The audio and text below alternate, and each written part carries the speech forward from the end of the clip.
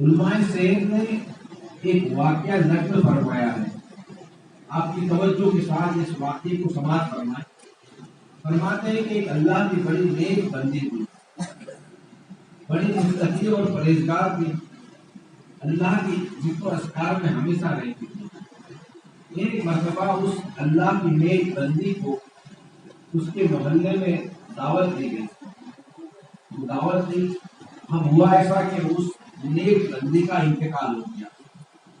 انتقال ہوا تو اس نیک بندی کو قبرستان میں غسل دیا گیا، کفن پہنایا گیا اور اس کو قبرستان میں دفن کیا گیا۔ اب اس محلے میں ایک کفن چور رہتا تھا۔ اس کی عادت تھی جب کسی کو مدفن کر دیا جائے تو رات کے وقت جاتا اور اس کی قبر کو کھودتا اور کھودنے کے بعد اس کے کفن کو نکال کے چرا کر لاتا۔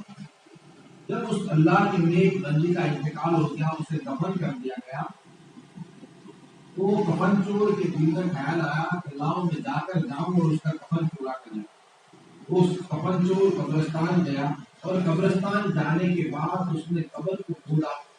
قبر کھودنے کے بعد جب وہ دیکھتا ہے کہ اندر سے لاش غائب ہے، اب وہ دیکھ کر بڑا تعجب لگا اسے کہ ابھی آج دفن کیا اس کی لاش قبر میں موجود نہیں تھی۔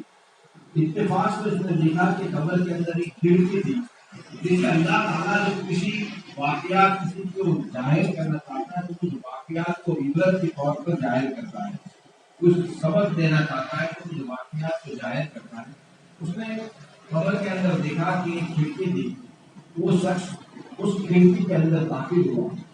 کھڑکی کے اندر داخل ہوا تھا تو اس نے دیکھا کہ ہر طرف نورانیت ہے، ہر طرف نورانیت پھیلی ہوئی ہے، باغات ہے، پھول ہے اور اس پر ایک نورانی تخت ہے، اور اس نورانی تخت پر اس خاتون محترمہ بیٹھی ہوئی تلاوت کلام پاک کر رہی ہے، لیکن اس کے چہرے کے منہ کی ایک بازو ایک سانپ لٹکا ہوا ہے۔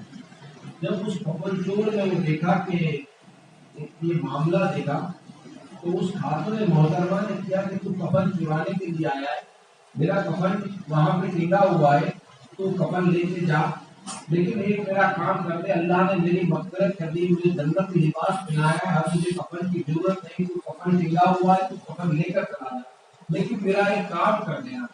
بولے ایک مرتبہ مجھے میرے محلے میں مجھے کھانے کی دعوت دی گئی، میں اس کے گھر محلے میں کھانے کے لیے تشریف دی گئی، اور کھانا کھانے کے بعد میں نے اس کی چھت سے ایک سیڑھی کو نکالا، ایک تنکا کو نکالا، اور تنکا نکالنے کے بعد میں نے اپنے منہ میں کھلال کیا، میں نے اس کی اجازت کے بغیر ایک تنکا نکالا، ایک سیڑھی جو سیڑھی نکال کر منہ میں کھلال کیا، دانت کو صاف کیا، اور وہ اس کی اجازت کے بغیر ایک تنکا لیا، جس طریقے کی وجہ سے، جس سیڑھی کی وجہ سے اللہ تبارک و تعالیٰ نے مجھے میرے منہ پہ سانپ لٹکا ہوا یہ عذاب مجھے دیا ہوا ہے۔ جو برائے مہربانی محلے میں جانا اور جانے کے بعد اس گھر والوں سے کہنا کہ مجھے معاف کر دے، تاکہ یہ عذاب جو مجھ پر لگا ہوا اللہ تعالیٰ اسے دور فرما دے۔ وہ کفن چور آیا، صبح میں اٹھا اور اٹھنے کے بعد اس کے محلے میں گیا۔ محلے میں جانے کے بعد اس کے پڑوس والے نے کہا کہ آپ کو اسے دعوت دی تھی، کہاں اس مکان پہ دعوت دی گئی تھی؟ کہا کہ رات میں نے یہ معاملہ دیکھا ہے کہ اس نے آپ کے گھر سے اس نے مجھے کہا کہ ایک سیڑھی تنکا لیا تھا آپ کی اجازت کے بغیر کھانے کے بعد کھلال کرنے کے لیے، جس کی وجہ سے اس کو میں نے عذاب کے اندر مبتلا دیکھا اور اس کے منہ میں ایک سانپ لٹکا ہوا ہے، برائے مہربانی آپ اسے معاف کر دیجیے۔ اس کے گھر والوں نے جہاں دعوت دی تھی ان لوگوں نے اسے معاف کر دیا۔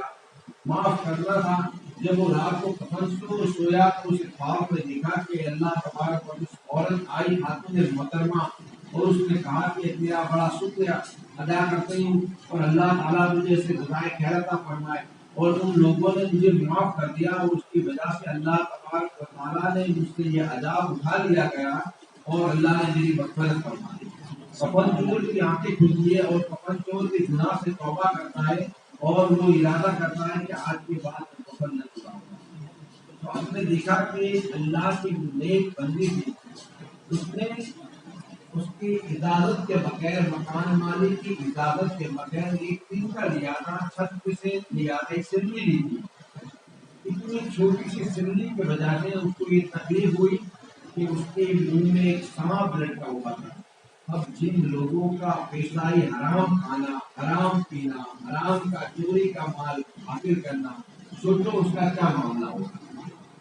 تو حرام سے پرہیز کیا جائے. یہ حرام سے، حرام کا لقمہ صرف ایک لقمہ 40 دن تک ہماری دعائیں اور ہماری نمازوں کو قبول نہیں کرتا. تو جن لوگوں کا پیشہ ہی حرام کمانا، ان کا کیا حال ہوگا. اب جو